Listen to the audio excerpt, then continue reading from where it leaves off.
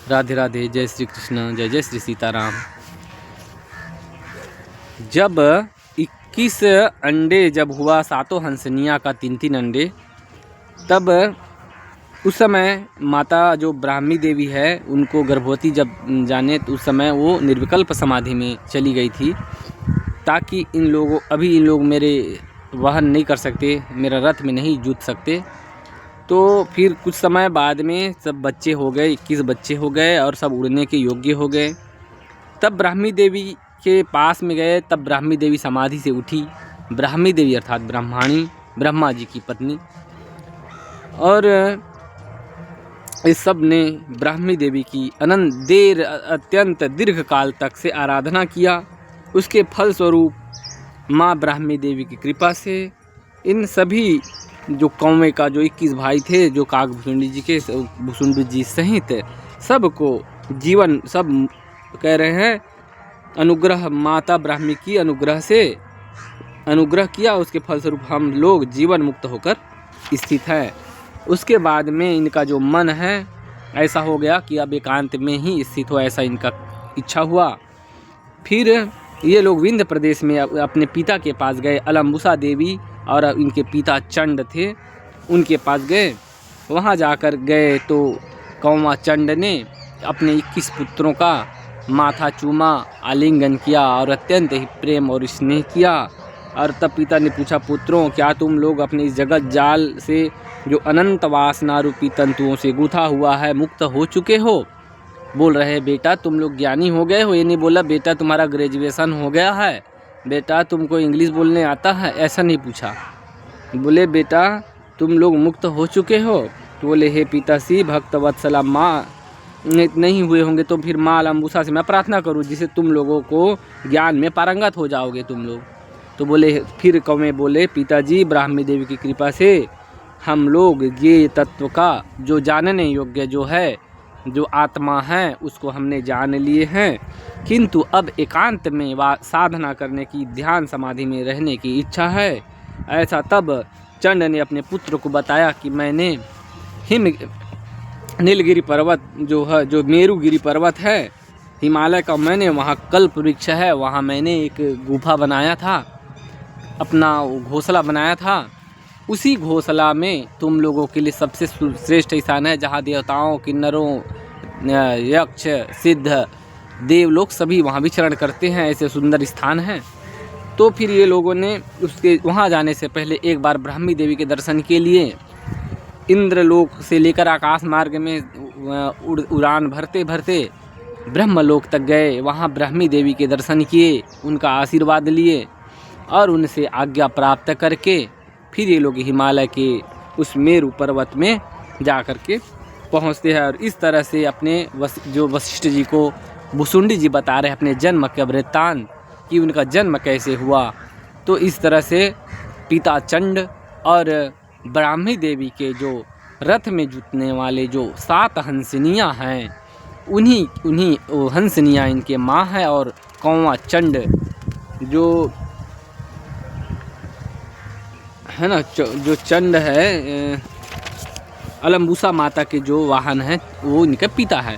और इस तरह से ये लोगों ने उनके पिता के बनाए हुए घोंसले में आकर के स्थित हुआ। और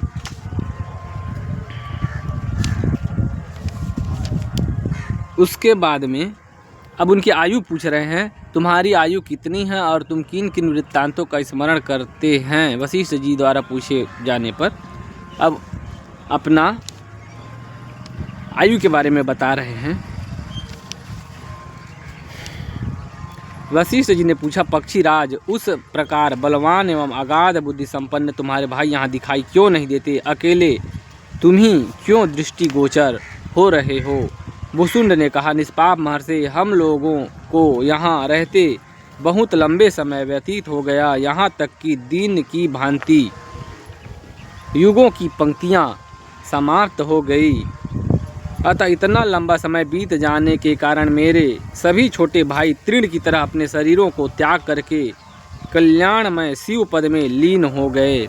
उनके सभी भाई का शरीर नष्ट हो गया, शांत हो गया और सभी तो ज्ञानी हो गए थे, क्योंकि चाहे वह दीर्घायु हो, महान सज्जन बलवान कैसे भी क्यों ना हो, लेकिन ये काल सभी को निगल जाता है। ऐसे कह रहे वशिष्ठ जी पूछ रहे हैं वायसराज, प्यारे वायसराज, जिस प्रकार अब कुल मिला के ये कह रहे हैं, जब तुम्हारे पेड़ कैसे और आप कैसे रहते हो, जब प्रलय हो जाता है तो कह रहे हैं सच्चिदानंद घन स्वरूप ज्ञान में स्थित होकर मैं इस कल्प वृक्ष के ऊपर बैठा हुआ सदा काल की काल पूर्ण गति को जानता रहता हूँ। ब्रह्मन में रत्न सदृश चमकीले वृक्ष पुष्प गुच्छों के प्रकाश से युक्त इस कल्प लता वृक्ष गृह में बैठकर प्राणायाम के द्वारा योग बल से संपूर्ण कल्प की बात जान लेता हूँ। ऐसे कह रहे हैं।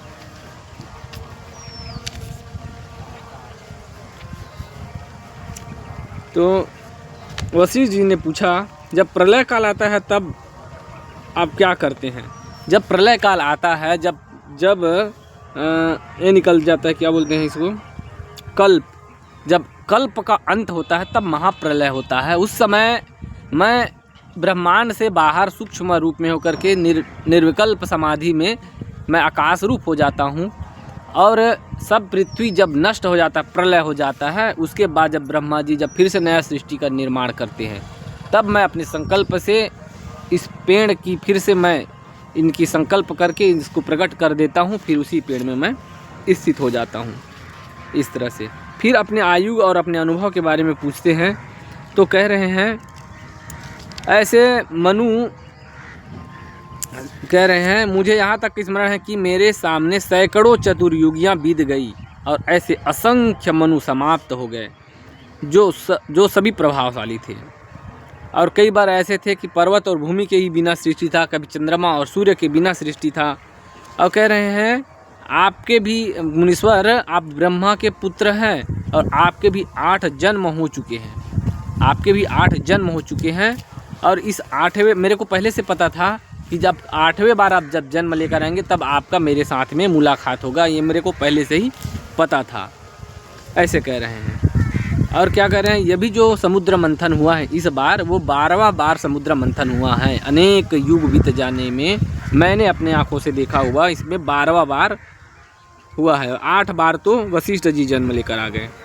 महाभारत आदि इतिहास भी मुझे याद है। रामायण नाम के प्रसिद्ध महान आश्चर्यजनक इतिहास है। इस लोक संख्या 1 लाख है।